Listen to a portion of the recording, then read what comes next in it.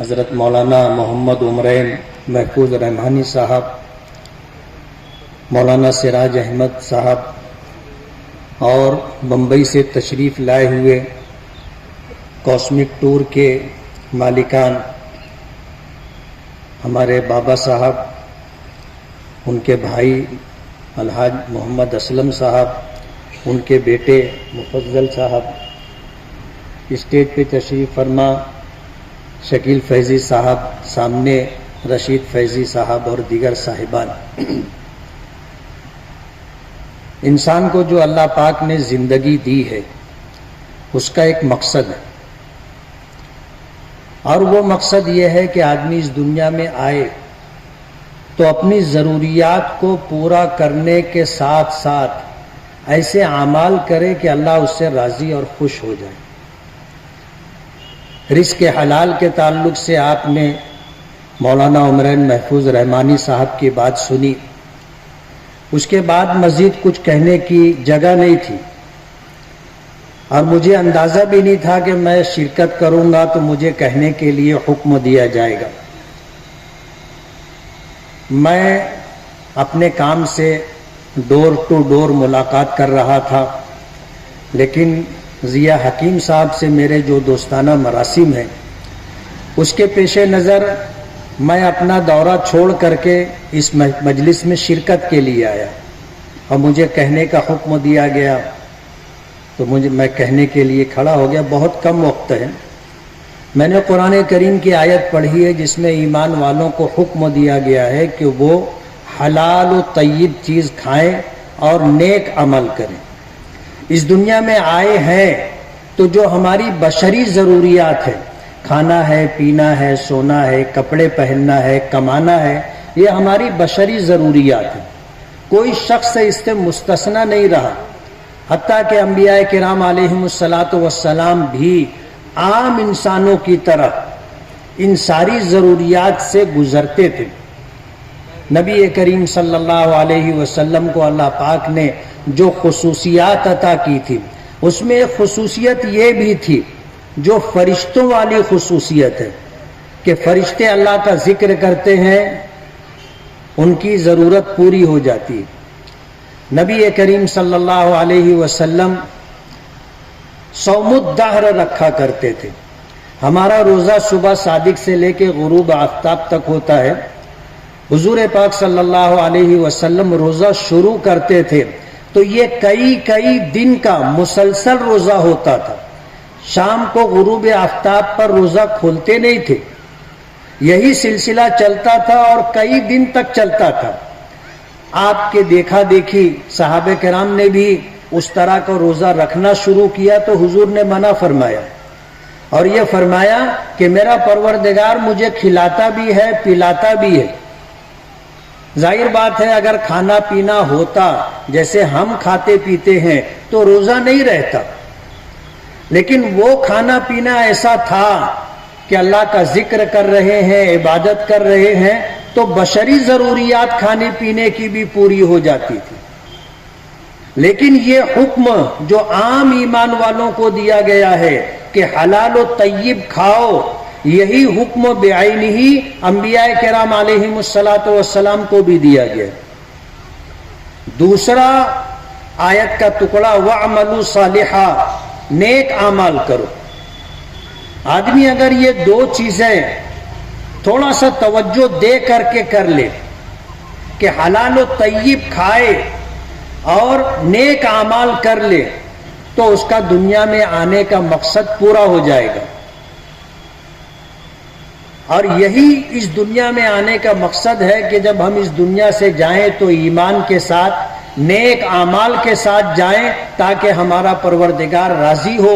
تو آخرت میں جو دو ٹھکانے ہیں، جنت یا جہنم، اللہ کو جو راضی و خوش کر کے جائیں گے وہ جنت میں جائیں گے، اور جو اللہ کو ناراض کر کے شرک اور کفر کے ساتھ دنیا سے جائیں گے تو انہیں جہنم میں رہنا پڑے گا۔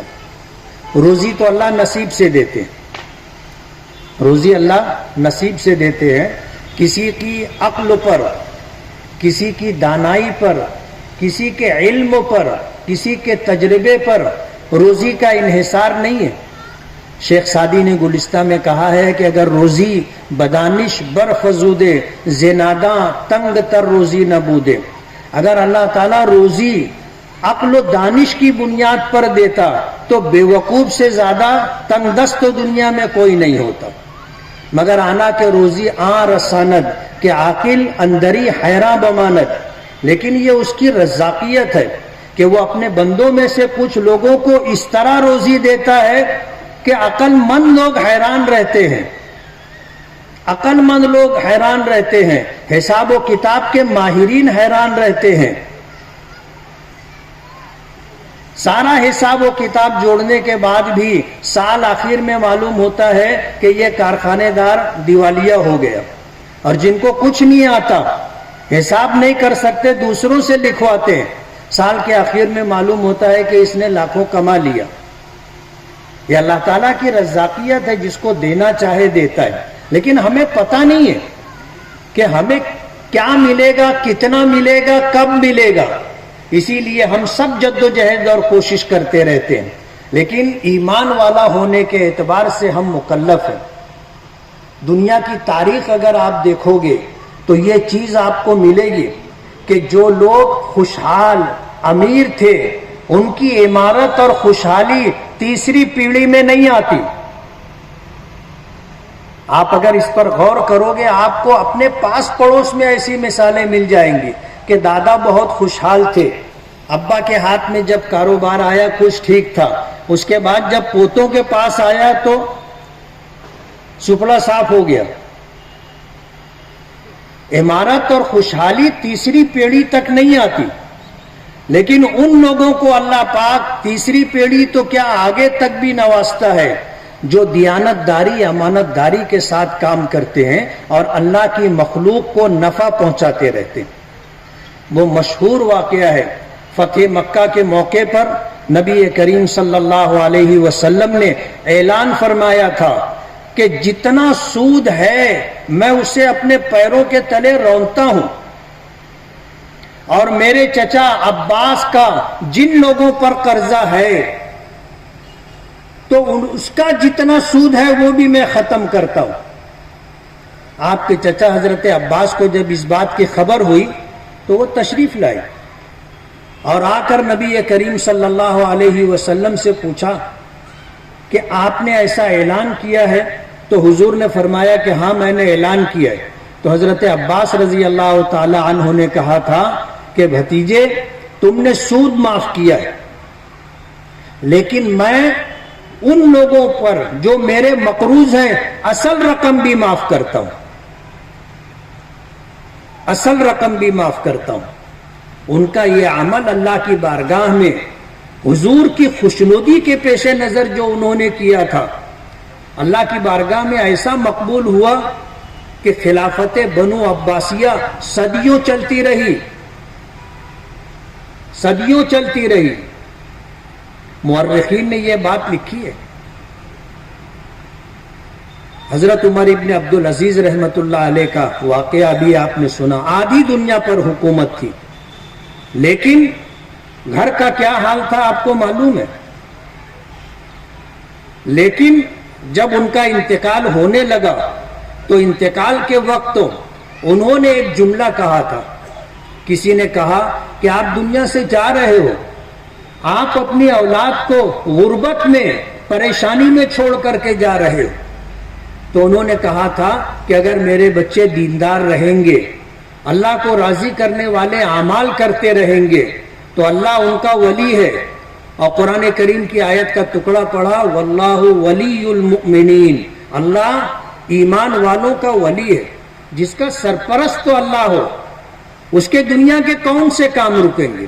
ان کے بعد جو خلیفہ بنے تھے، ان کے بعد جو خلیفہ بنے تھے ان کے متعلق آتا ہے، غالباً عبد الملک ابن مروان کے متعلق آتا ہے، عمر ابن عبدالعزیز کے 19 بیٹے تھے، اور جب میراث تقسیم ہوئی تو بیٹوں کے حصے میں 3.5 درہم آئے تھے اور بیٹیوں کے حصے میں 2.25 درہم آئے تھے، اور عبد الملک ابن مروان کا انتقال ہوا، اس کے بھی 19 بیٹے تھے، اور جب میراث تقسیم ہوئی تو بیٹوں کو 10 لاکھ درہم ملے، اور بیٹیوں کو 5-5 لاکھ درہم ملے، لیکن تاریخ میں آتا ہے کہ عبد الملک ابن مروان کی اولاد اپنے باپ کی بنوائی ہوئی مسجد کی پائری پر کھڑے ہو کر کے بھیک مانگتے تھے. اور عمر ابن عبدالعزیز،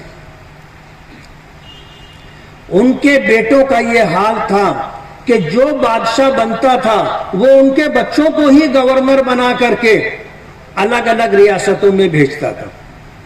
سارے بچے جن کو باپ کی طرف سے میراث میں 3.5 درہم ملے تھے، بعد میں ملکوں کے گورنر بنے. تو رزق کا معاملہ تو اللہ پاک کی طرف ہے، جس کو جو دینا چاہے دیتا ہے، لیکن ہماری ذمہ داری ہے کہ ہم حلال اور حرام کا اہتمام کریں. میں الحاج ضیاء حکیم صاحب کو بہت بہت مبارکباد دیتا ہوں. اور مجھے یہاں بہت سارے کاروباری چہرے نظر آ رہے ہیں.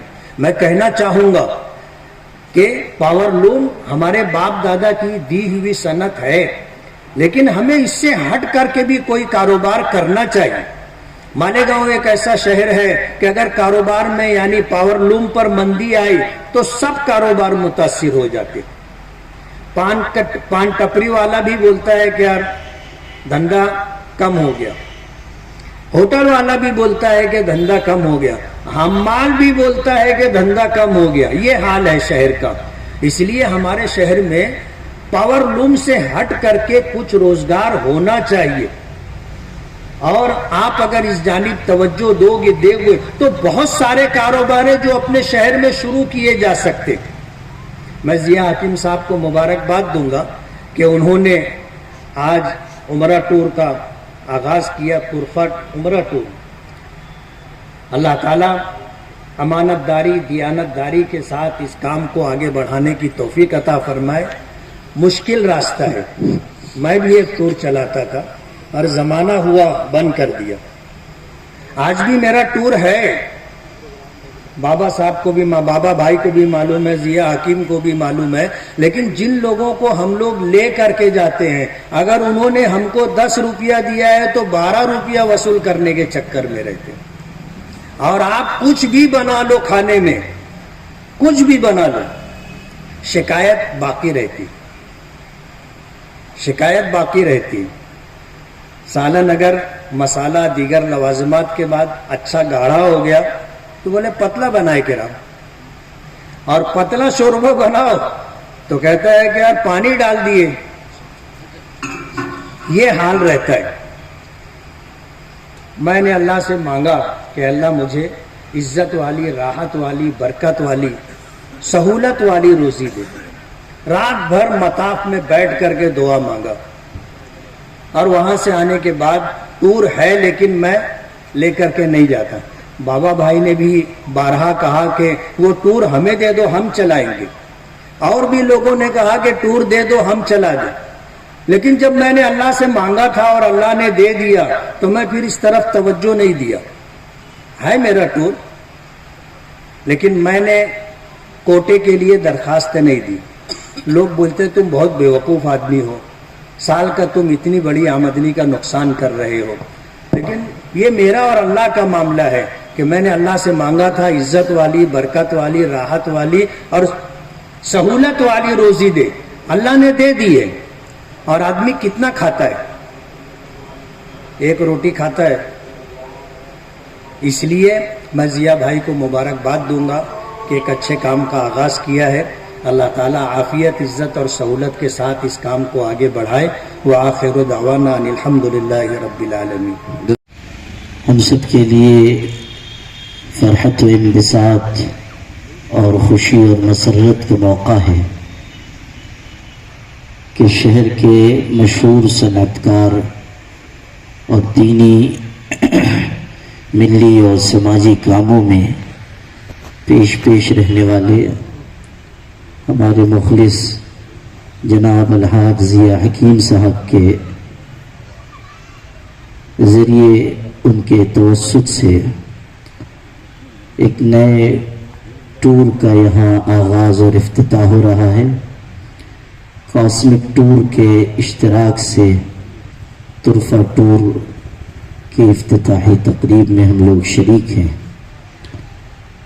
سب سے پہلے میں آپ سب کی طرف سے، تمام معزز علماء کرام کی طرف سے الحاج ضیاء حکیم صاحب کو، ان کے والد گرامی کو، ان کے سارے خانوادے کو تہنیت اور مبارکباد پیش کرتا ہوں اور دعا کرتا ہوں کہ اللہ تعالیٰ اس نئے کام میں بھی ان کی مدد و نصرت فرمائے اور انہیں کامیابی عطا فرمائے۔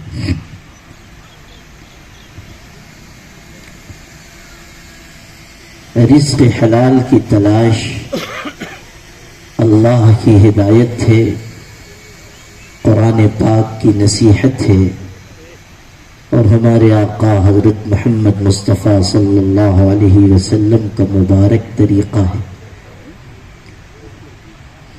بخاری شریف میں حضرت مقدام ابن معدی کرب رضی اللہ عنہ کی روایت ہے، کہتے ہیں کہ حضرت نبی کریم صلی اللہ علیہ وسلم نے ارشاد فرمایا، سب سے بھلی چیز جو انسان کھاتا ہے وہ اس کے ہاتھ کی کمائی ہے۔ اور حضرت داؤد علیہ السلام اپنے ہاتھ کی کمائی استعمال فرماتے تھے۔ آپ جانتے ہیں کہ حضرت داؤد علیہ السلام بادشاہ وقت تھے،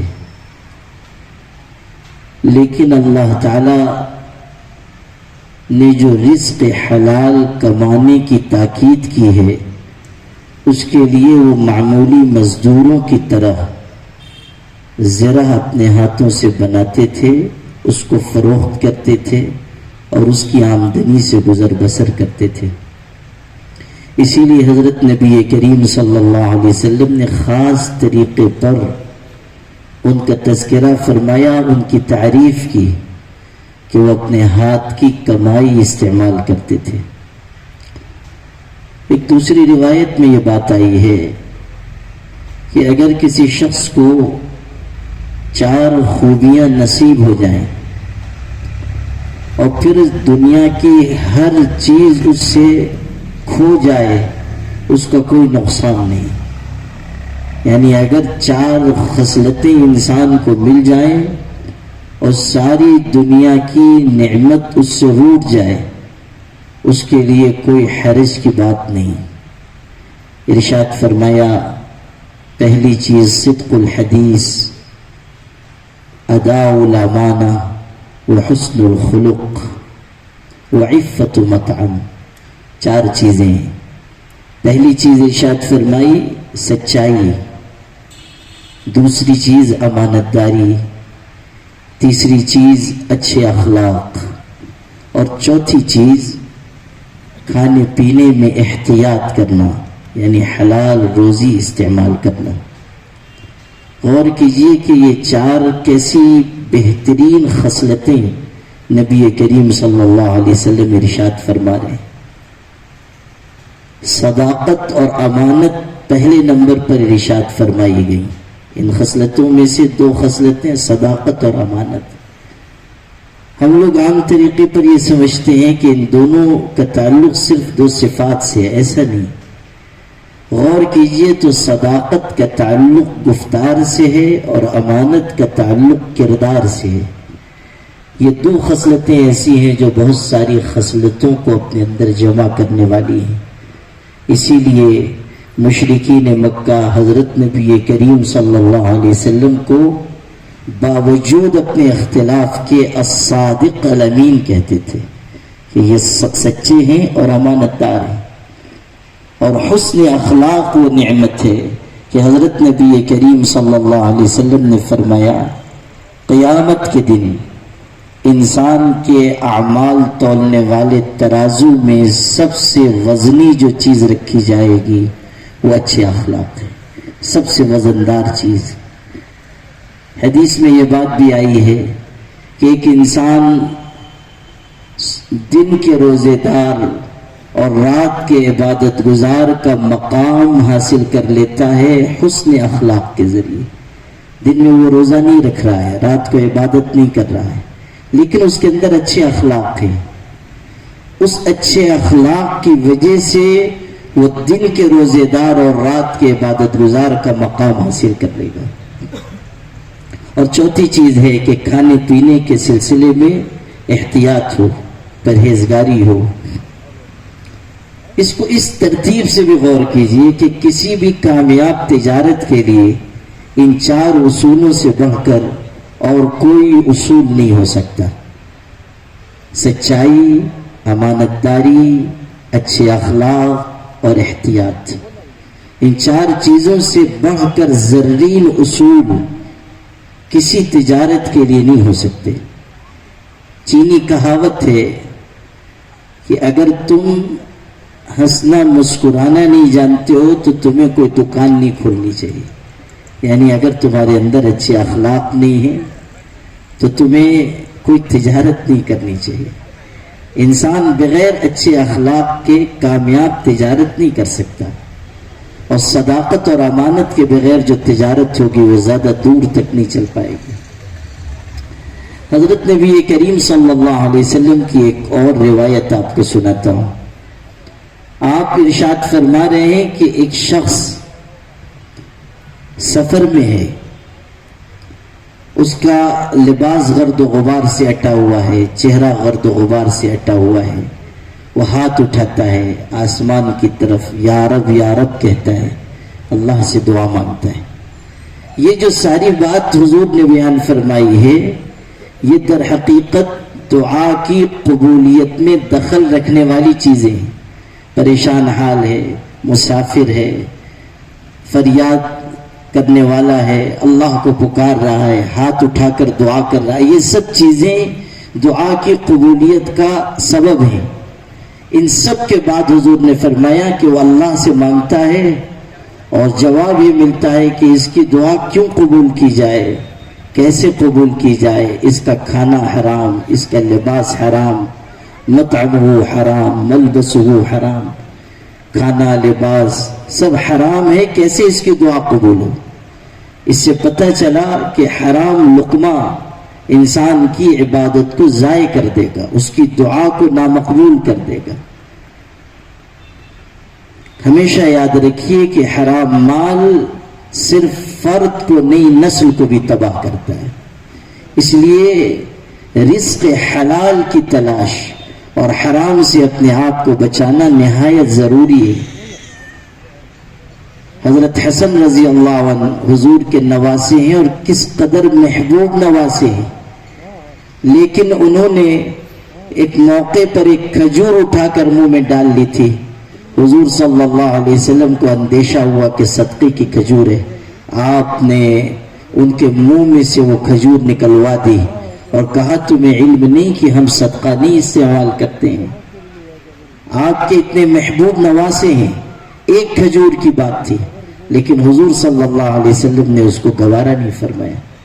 سیدنا عمر ابن عبدالعزیز رحمۃ اللہ علیہ 5ویں خلیفہ راشد کہلائے، آدھی سے زائد دنیا پر حکمرانی تھی، لیکن حال یہ تھا کہ ایک مرتبہ سیب تقسیم کر رہے تھے اور ان کے صاحبزادے آ گئے اور انہوں نے ایک سیب اس میں سے اٹھا لیا اور کھانا چاہا۔ حضرت کی نظر پڑی تو ان سے وہ سیب چھین لیا۔ وہ چھوٹے بچے تھے، روتے ہوئے گھر میں چلے گئے، والدہ سے جا کر کہا، تو ظاہر ہے کہ ماں کو بھی تکلیف ہوئی۔ جب یہ آئے تو والدہ نے کہا، اس بچے کی والدہ نے، ان کی اہلیہ نے، کہ آپ نے بچے سے سیب چھین لیا۔ حضرت عمر ابن عبدالعزیز نے کیسا جواب دیا؟ ارشاد فرمایا کہ میں نے اپنے بچے سے سیب نہیں چھینا، مجھے ایسا محسوس ہو رہا تھا کہ میں اپنے دل سے کوئی چیز کھینچ کر نکال رہا ہوں، لیکن میں نہیں چاہتا کہ میری اولاد جہنم کی آگ میں جائے۔ مسلمانوں کا مال استعمال کر کے، حرام مال استعمال کر کے جہنم اپنے اوپر واجب کرے۔ اسلاف کی بیویوں میں سے کسی کے بارے میں نقل کیا گیا کہ جب ان کے شوہر رزق حلال کی تلاش کے لیے نکلتے تو وہ یہ خوبصورت جملہ کہتی تھی کہ اتق اللہ فی رزقک، روزی کے سلسلے میں اللہ سے ڈرتے رہیے گا۔ فَإِنَّا نَصْبِرُ عَلَى الْجُوعِ وَلَا نَصْبِرُ عَلَى النَّارِ، ہم بھوک برداشت کر لیں گے مگر جہنم کی آگ برداشت نہیں کر پائیں گے۔ رزق حلال کی تلاش میں نکل رہے ہیں، اس وقت اہلیہ کہہ رہی ہیں ایسا نہ ہو کہ کوئی حرام لقمہ آ جائے ہم بھوک برداشت کر لیں گے، فاقہ کر لیں گے، مگر جہنم کی آگ ہم برداشت نہیں کر سکتے۔ ابھی آپ کو حضرت عمر ابن عبدالعزیز کی بات میں نے سنائی، ان آدھی سے زائد دنیا کا حکمراں ہے، لیکن حال یہ تھا کہ گھر میں آئے، بچیوں سے بات کر رہے تھے، جو بیٹی ان سے بات چیت کرتی وہ منہ پر ہاتھ رکھ لیتی، تو ان کو حیرت ہوئی، کہا بیٹیوں کیا بات ہے؟ تو انہوں نے کہا کہ ابو جان گھر میں آج کھانے کے لیے کوئی چیز نہیں تھی، ہم نے روٹی پیاز سے لگا کر کھائی ہے، بدبو سے آپ کو تکلیف نہ ہو اس لیے منہ پر ہاتھ رکھ لیتی ہیں۔ آخر کو وہ باپ تھے، آنکھوں میں آنسو آ گئے، رو پڑے اور کہنے لگے بیٹیوں میرے سامنے دو راستے تھے، ایک یہ کہ میں بھی بہت عیش و آرام میں رہتا اور تم کو بھی بہت عیش میں رکھتا اور ہم سب دوزخ میں ڈال دیے جاتے، اور ایک راستہ یہ ہے کہ میں بھی تکلیف جھیلوں تم بھی تکلیف جھیلو اور ہم سب اللہ کی بنائی ہوئی جنت میں چلے جائیں۔ میں نے یہ راستہ اپنے اور تمہارے لیے چنا ہے۔ رزق حلال جنت کا راستہ ہے، رزق حرام جہنم کا راستہ ہے۔ ہمیں کوشش کرنی چاہیے کہ ہم رزق حلال تلاش کریں اور رزق حلال ہی اختیار کریں۔ یہ جو طرفہ ٹور کا افتتاح ہو رہا ہے، یہ خدمت بھی ہے اور حلال معاش کی تلاش بھی ہے، خدمت بھی اور سعادت بھی۔ اس کے ذریعے بار بار حرمین شریفین کی زیارت نصیب ہوگی، حضرت نبی کریم صلی اللہ علیہ وسلم کے پاک روزے کی زیارت نصیب ہوگی۔ حرمین شریفین کی پاک سرزمین وہ ہے جس کے بارے میں کہا گیا کہ یہاں نہ گھاس اگتی ہے نہ پھول کھلتے ہیں، مگر اس سرزمین سے آسماں بھی چھپ کے ملتے ہیں۔ ایسی پاک سرزمین کے جہاں جنید و بایزید بھی بادب حاضر ہوتے ہیں، انبیاء علیہ السلام احترام ادب کے ساتھ جا رہے ہیں۔ روایت میں ہے کہ انبیاء ننگے سر ننگے پیر حاضر ہوتے تھے اور اللہ کے گھر کا طواف کرتے تھے۔ یہ چیز ہے وہ جو ہمارے آپ کے سامنے رہے کہ یہ صرف ایک ذریعہ معاش نہیں ہے بلکہ خدمت ہے اور سعادت ہے، اور اس سعادت اور خدمت کو اسی نقطہ نظر سے اختیار کرنا چاہیے۔ اللہ تعالیٰ اس کے ذریعے حق حلال کی روزی بھی نصیب فرمائے گا۔ یہ چیز ہمارے اور آپ کے سمجھنے کی بھی ہے، سیکھنے کی بھی ہے، برتنے کی بھی ہے۔ الحاظ ضیاء حکیم صاحب کو مقرر تہنیت و مبارکباد پیش کرتا ہوں۔ اللہ تعالیٰ نے اس خانوادے کو دینی اور ملی کاموں کے لیے قبول فرمایا ہے، اور ایک تسلسل دین کی خدمت کا ان کے خانوادے میں ہے۔ دعا کرنی چاہیے کہ یہ اس کی آخری کڑی نہ بنے بلکہ خدمت اور دین سے ارتباط کا یہ تسلسل ان کے خانوادے میں قائم رہے۔ اللہ تعالیٰ اس پورے خانوادے کی ہر شر اور مکروہ سے حفاظت فرمائے۔ وآخر دعوانا الحمدللہ۔